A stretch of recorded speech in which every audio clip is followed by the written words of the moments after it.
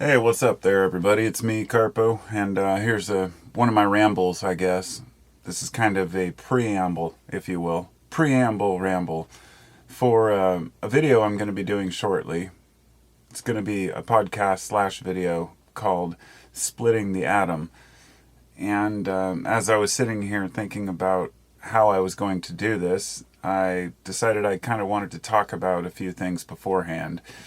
And just discuss a few things that are on my mind. When I say splitting the atom, it's spelled ADAM, as in yes, the idea of splitting the first man. For me, it's a metaphor, and I wanted to explain it a little bit. It means it's the way that we can be split, even down to our very basic nature.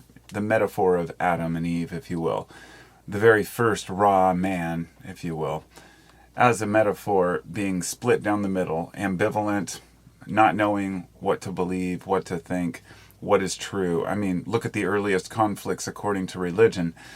Should I eat the apple? These are things that we're constantly faced with in our lives. And many very complicated decisions we have to make in life, and many complicated I should say many simple decisions that we make complicated due to our beliefs holding us back from making them properly. A good example would be a couple falls in love, but he's a Protestant and she's a Catholic. Due to the heritage and the nature of their familial relationship, that's not going to work. They might be the best, most compatible couple ever, but I guess that's no different than a person not dating someone because they're a Capricorn when you are a Libra, whatever it might be.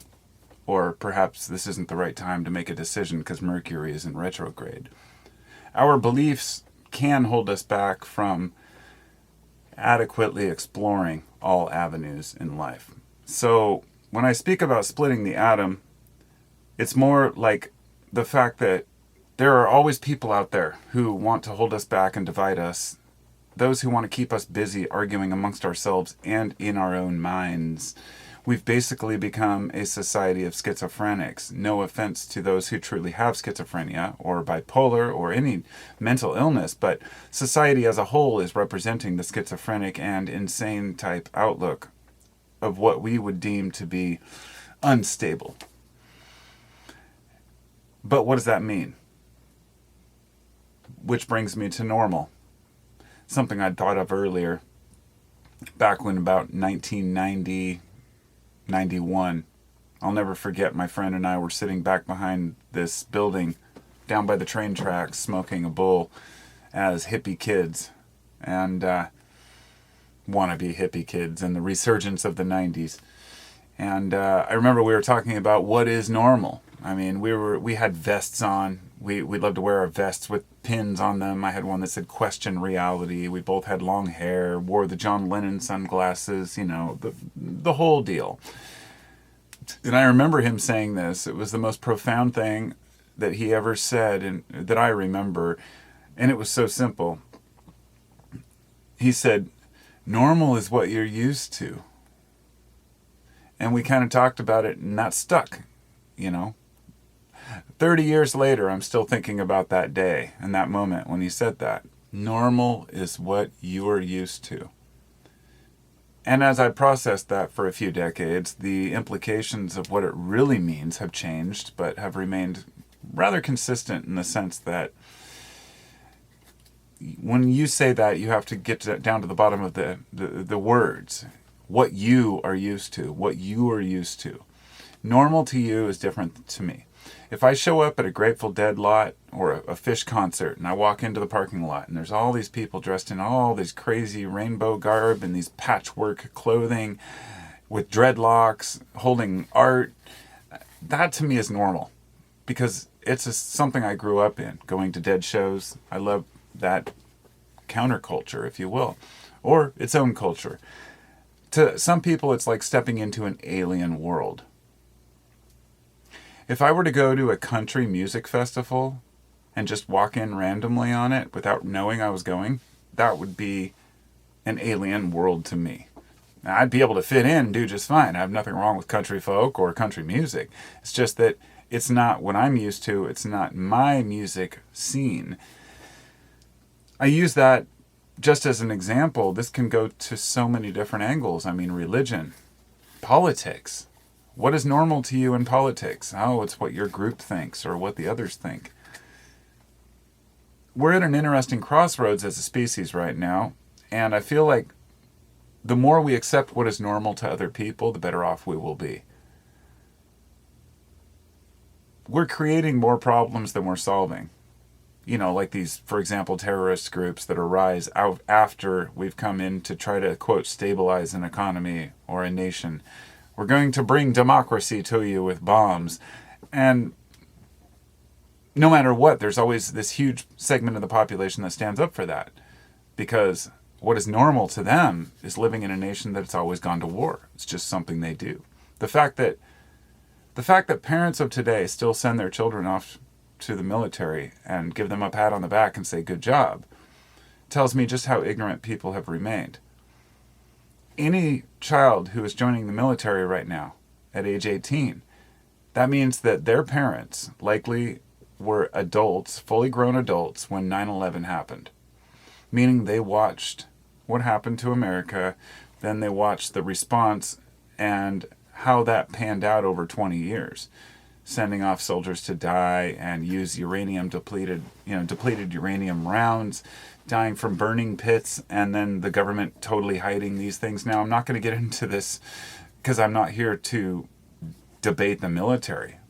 I mean, I respect people who sacrificed their lives thinking they were protecting this country. My father was one of them. His father was in the military too, and probably his father. And my other grandpa as well was in World War II. My dad himself was stationed in Vietnam during, the usual spraying of Agent Orange, and he died of carcinoma, which was dying at 42 years old. It makes you wonder, what was he exposed to? But that, I guess, brings up another point, that when we are personally affected by something, we're much more likely to speak out on it. We're much more likely to feel like it's important and want to complain about it. And for me, having somebody who died in the military, just like many other people, and not in the military, but as far as I'm concerned, that's what killed him. If it didn't kill him physically, it definitely killed him spiritually. Because coming back from Vietnam was devastating for him. I was too young to know any better, but my mom has told me plenty of stories. And I have his poetry book that he wrote, and many stories in there resonate. One's called Barefoot Bitch, and it's about Vietnam. And it's a very moving poem, and maybe I'll read it for you all one day. And I think it's an important thing to share those poems. Poems coming from somebody who lived through those times, who was born in 1949 and saw this shit, But perhaps I'm getting off topic, but the beauty is that there is no real topic. I talk about whatever I want on this channel. If I want to ramble and start talking about Smurfs, then fucking A, I'll talk about Smurfs. But I'm not going to talk about Smurfs. I'm going to continue to talk about other random shit that has relevance in my life. And one of those would be, I guess, this paper I wrote, Splitting Atom, which I'm going to have to read on the microphone here, and I might film it. This is what I usually do for those who aren't aware. When I record a podcast, I also record a video version of it. Sometimes I post that video version on YouTube as just open. The podcasts themselves are always available for free. I don't want anybody to have to pay to hear them. But sometimes the links to the video version, which I might have extras on or maybe not, that will be set to unlisted, and then the link will be posted on my Patreon page. So there are a couple dozen videos on my Patreon page that aren't available elsewhere. And I know I've had people in the past say, oh, how dare you withhold things from us? Everything should be free. Knowledge should all be free. Well, I think we're all growing up in a society where we realize that's not the reality. People want their news for free. Look what happens. You get ads. You get sponsorships. And that's what I try not to do. I try not to put ads on all my videos. I try not to use, I've never used a sponsorship. Believe me, I get emails from companies saying, oh, will you sponsor our new app or our new thing coming out? And I'm like, let me see what it is. And no, I believe in honesty and I believe in a future of crowdfunding, but that's probably a mass delusion on my part. YouTube, my account has stagnated just like my patrons and my Patreon account anyway, which is why I appreciate the patrons I have, and I wanted to say thank you. And I'm going to go ahead and read this thing now. So I'm going to make another video, and it'll be up when it's up. Peace out.